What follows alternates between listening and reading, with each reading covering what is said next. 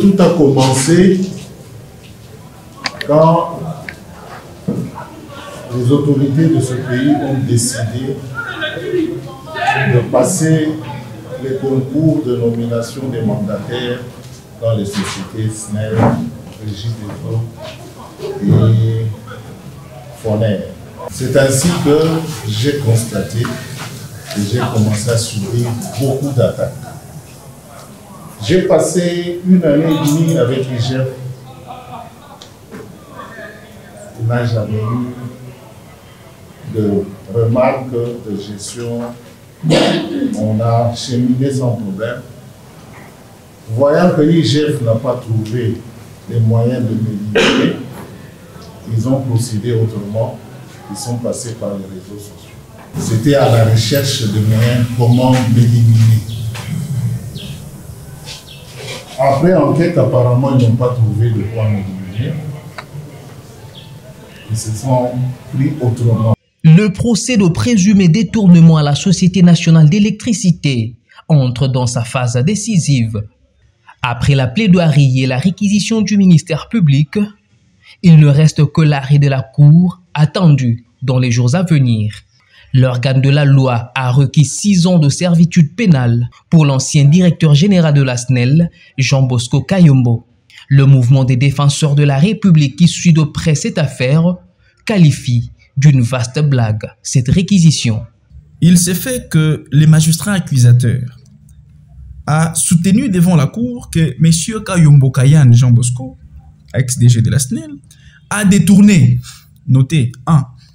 7 753 532 $ américains destinés à l'achat des compteurs. 2.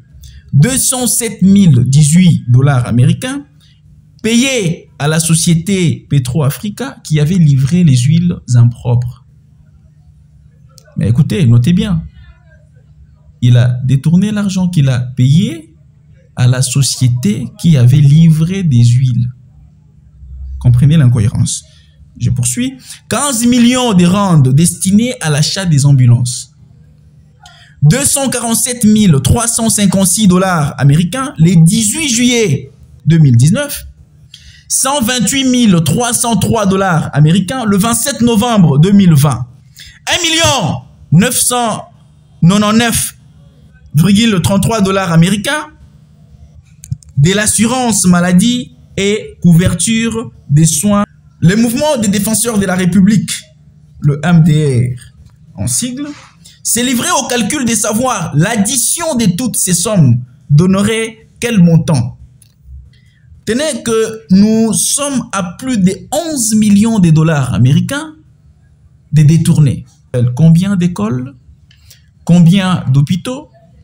Combien de routes construites?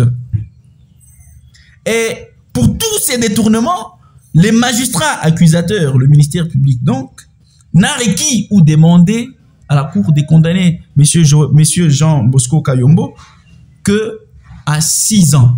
Alors que les législateurs lui donnent la possibilité de jusqu'à 20 ans, il n'a demandé que 6 ans.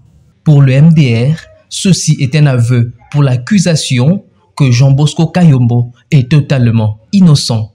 Le MDR considère que c'est sa façon à lui, de ses ministères publics, d'exprimer sa repentance.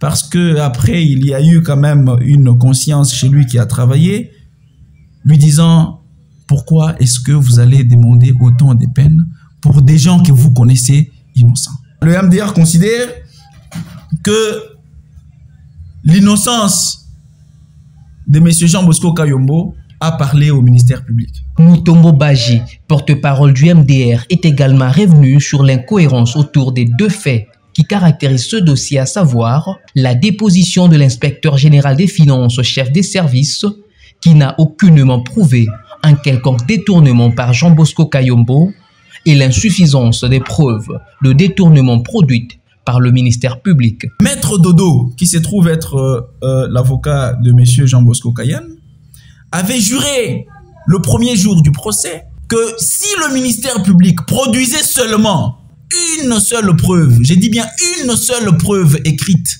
sur la table de la cour, lui, Maître Dodo, Otéré Satouge. Madame le Premier Président, je me souviens, c'était encore dans cette salle où j'ai prêté serment devant votre cour et pris l'engagement d'enlever ma toge si jamais le procureur général nous amenait un seul élément de preuve par rapport à toutes les accusations qu'il a portées contre nous. Vous remarquerez, Madame le Président, Monsieur de la Cour, que je pose toujours ma toge. C'est pour dire que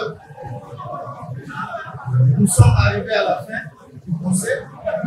Le ministère public, qui n'a pas la possibilité de prononcer un deuxième réquisitoire, n'a apporté absolument aucun élément qui soutiendrait toutes les accusations portées contre notre client, à part ses suppositions. Mais le MDR constate, le ministère public n'a produit aucune preuve écrite sur la table du juge. Et d'ailleurs, face aux preuves imbattables de M. Kayombo Kayan, il a changé son accusation sur la question des ambulances. En disant qu'il ne s'agissait pas d'un détournement, les 15 millions de rand n'étaient pas sortis, mais qu'il s'agissait plutôt d'une tentative de détournement, se basant sur les veto évoqués par M. Alinguete lorsqu'il était passé pour déposer devant la cour. Mais les avocats ont poursuivi en demandant à ces messieurs que les veto de l'IGF soient produits devant la cour. Mais les veto de l'IGF, comment l'avait-il mis? Est-ce que c'était par un appel téléphonique? Est-ce que c'était par un SMS? C'était verbalement. Mais malheureusement, nous avons constaté que ni le ministère public, ni l'IGF n'a pu produire la preuve écrite du veto vanté. Kalilola, le président du MDR, avait dans cette enquête présenté Jean Bosco Kayombo comme un bon gestionnaire. Cette structure estime aujourd'hui que l'ancien directeur général de la SNEL est victime de son CV. Étonnamment, ce qui explique les malheurs de M. Jean Bosco Kayombo aujourd'hui, c'est le poids de son CV, puisqu'on doit le reconnaître. Tenez que M. Jean Bosco Kayombo est allé à la SNEL depuis 1985. Ça doit faire à peu près 40 ans qu'il est à la SNEL.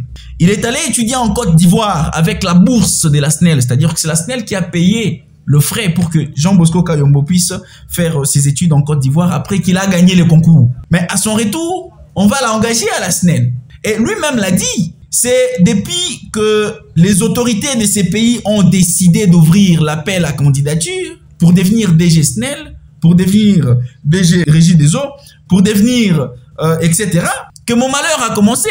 On a voulu, au regard du poids de mon CV, m'éliminer. Son CV fait 8 pages. Figurez-vous, 8 pages. Alors, les fossoyeurs de la République ont tenté plusieurs fois de l'éliminer. Ils n'ont pas réussi. C'est ainsi qu'ils ont piégé la justice pour que la justice les aide à conclure leur sale besogne.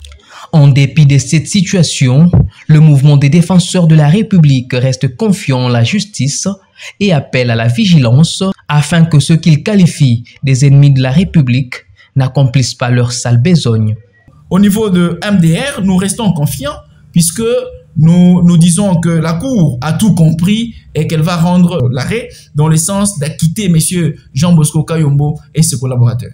Nous attendons la vigilance. Il ne faut pas que la Cour tombe dans le piège et qu'elle serve les intérêts mesquins des fossoyeurs de la République qui, sans expérience ni mérite, ont des ambitions grosses comme le ciel. Au regard de l'absence des preuves tangibles de détournement, tout porte à croire que Jean Bosco Kayombo devra être acquitté.